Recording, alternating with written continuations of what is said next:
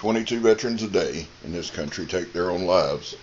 It's a number that's staggering. We say that every day, don't we? And it still has the same effect. Vets, we love you. You have a place here. You fought for us. Let us fight for you by raising some awareness. We back the blue over here. We support Leo. Scab, how in the world do you do that, son? Well, we don't break the damn law.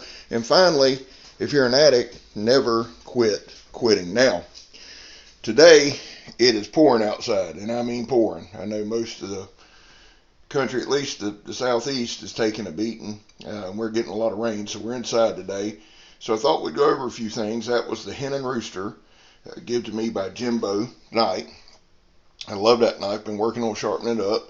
Now this was a little cleaver made out of a railroad spike. I thought what we'd do today, I'm sorting through some stuff, a lot of stuff. There's Lulu, old Lola Falana Baldwin, just chilling. She is not much on cameras. And there's Tucker, bless his heart. The lights are on, but nobody's home. He's glad to be here. So I thought what I'd do is pull everything out, because that's always a smart move, especially since Megan isn't here, because when she gets home on Megatron, will not be happy the war room is in such disarray. And I'd love to tell you that it was going to be put back together, but it ain't. It got some condors and things like that on the floor. Now there, I had put, I'm going to see if we can get you a little better shot. Yeah, the Hudson Bay is the one to the far left. That's the one we demonstrated yesterday. And I tell you something, guys, I'm really ready to be back out in the woods a good bit more. Maybe the weather will cooperate this weekend. We got some BPS knives under there that I got to do, and I'm excited to do. May do some chopping. There's the Preacher. Now, I got to get with my guy Richard tomorrow. Going to look at a little truck. If we got time, we might get to work on these handles right here. They're a little tighter, but I'd rather take them off, rebrass them, put some new adhesive on them, and get them. There's me doing stabbing. There's Scab. And you can see oh yeah, look at there, blowing up, like Schwarzenegger, running around there, if he was 5'2". Now, I've said that many times. I'm 5'9", 5'9.5", depending on the gas station you leave. And if I get on my docks, I'm 5'10". Now, I decided to give you a little better look, a little lighted there. This is the Glock field knife. I love this knife. I got two variations. The other one Richard found us was one without the root saw. I love that knife. I got it actually attached to one of my backpacks, but I thought I'd show you this one. Is a well-worn, well-used, great throwing knife, too. There you see some of the various ink by Old Scabber. Some of the smarter move when I was a younger guy. This is a Tops Operator 7. Now, I have a friend who is in the SEALs, and he said this is not something they would carry. It's a large knife. I think this one's 1075. I love this knife personally. It's got the recurve, and it's a great knife. It's just heavy. It's heavy, son. It's a great knife, and the guy wasn't knocking it at all, but that's a lot of bullets you can carry. So, I love that knife. It's a Tops Operator 7. I believe I bought two on accident, gave one away, or sold one, Jimbo. I sold one to Jimbo. Now, here's my Hazen Legion, another Tops knife, 1095 steel. I love this knife. All the Tops that I own have micarta handles, every one without fail, and I love the micarta. Here's my Missile Strike. I know one of the guys who watches regularly carries this every day. It is a great knife, double-edged, or mine's double-edged. Look at that. Oh, I can stab you to death with it, son. Or spread some peanut butter and jelly, whatever you want to do. It's got plenty of, now that right there, here and there, that glass breaker, can play havoc on your hand if you're not careful. I'm pretty used to it now, but it's also a great lash. You got a couple different lashing points here. You can see the edge. I put a little light on top, maybe to show the knives a little better. Wearing a black wife beater and showing black knives probably wasn't the smartest move, but when have I ever been known to be the smartest? Like here, trying to compare with them old busted up hands. Missile Strike Operator 7. I don't know what I'm doing there. I'm just killing it. Yeah, see, I'm even agreeing with myself. Now, here we go. Here's another Tops. This is actually one of my favorites. It's the Tahoma Field Knife. Look at that edge on that thing. Now, my swedge up there is sharpened. It came that way. You can see the amount of abuse that's been put on this knife. I carried this before the preacher. This was my primary everyday carry. I love the micarta handles. I just love the feel. I love the pistol grip. You know what? I need to do a couple chopping tests with this thing. It is 3/16. It's not quarter, but I'd love to see it. I mean, I think we could get it done there. Now, right here, this might be, here's one or two more tops. This is the El Chete. This is one of my favorite choppers. Tremendous knife. Micarta handles. 1095. Just a slab, a hunk of steel, dude. I mean, it's a great, great knife.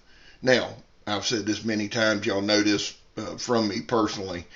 I love choppers. Love them. I'm learning the smaller knife. I'm getting better with the smaller knives. But choppers are my wheelhouse. Now, this is the Brothers of Bushcraft. I reprofiled the blade. I wished, and I'm going to go back and do it again. Maybe get a true 22 true Scandi grind on it. Now, if you'll notice there on my right bicep, the palm tree with the snake on it, that is a tattoo that my grandfather had. God rest his soul, Granddaddy. And my son has it. It's a family tattoo. Granddaddy got it in North Africa. Now, right here, we've got two variations of one of my favorite knives, the BK2. Now, here goes the dogs. Appreciate them being active in the video.